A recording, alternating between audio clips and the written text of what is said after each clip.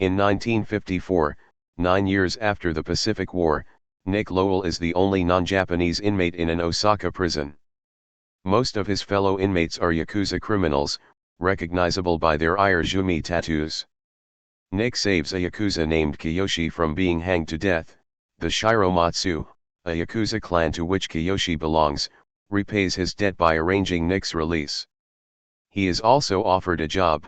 Anthony Panetti, an American businessman with a deep hatred for the Japanese, has refused to negotiate a deal with the Shiromatsu but has agreed to a deal with a different clan, the Seiju, because they sent an American negotiator. Nick goes to speak with him, but ends up violently beating Panetti on the head with a typewriter just a minute into the conversation instead, assuring Kiyoshi that he'll reconsider. When a group of Seiju clan members arrive from Kobe to intimidate the Shiromatsu at their nightclub, Nick attacks one of them, nearly causing a shootout. Kiyoshi takes a liking to Nick, giving him an expensive apartment to live in and a suit to wear. He further entrusts Nick with driving his drunk sister Mayu home after he catches her partying at the Shiromatsu club. Nick spends the night with her and slowly gets more involved with the Shiromatsu clan, becoming one of their enforcers alongside Kiyoshi. He continues his relationship with Mayu and gets an Irezumi tattoo on his back to match hers. The Shiromatsu come under pressure from rival Yakuza families, largely due to the aging Shiromatsu patriarch's refusal to adapt to the rapidly changing post-war economy. Kiyoshi sends Nick to the harbor to handle a black market weapons deal, where he is ambushed by 4 Seiju members, killing 2. To avoid a war with the Seiju and as an apology to their patriarch, Nick and Kiyoshi perform an act of yubutsu. The severed fingertips are sent to the Seiju patriarch, who accepts them. Nick is taken to a countryside temple, where he becomes a full member of the Shiromatsu through an initiation ceremony.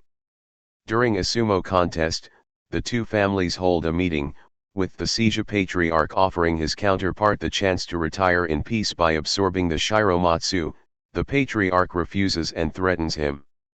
While walking home, Nick is recognized by Polly Bowers, an American Marine on leave.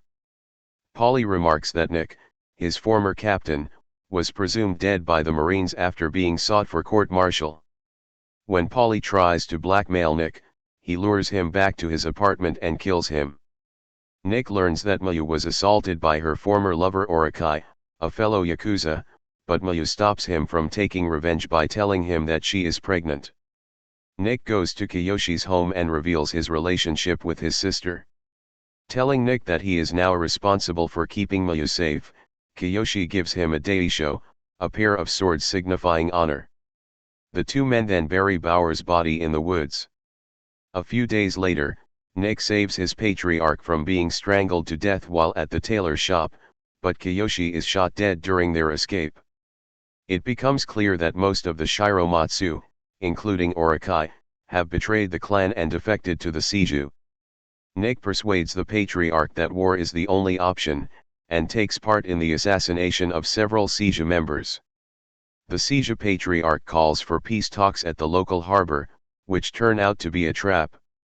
Orakai kills the Shiromatsu patriarch, and Nick is wounded by a shot in the leg from a sniper. Shortly thereafter, police officers burn down the Shiromatsu club. Undeterred, Nick travels to the Seiju clan dojo with Kiyoshi's sword and demands an opportunity to kill Orakai. Orakai refuses to fight him, saying that Nick is only a gaijin, outsider, and could never truly be a Yakuza. When Orakai hands him back his sword, Nick quickly draws it and cuts Orakai's throat. The Seiju patriarch intervenes and tells Nick to leave now that he has avenged his patriarch. Nick travels to a secure apartment where he has hidden Mayu under the guard of the few remaining Shiromatsu members. He embraces her as the Yakuza bow reverently.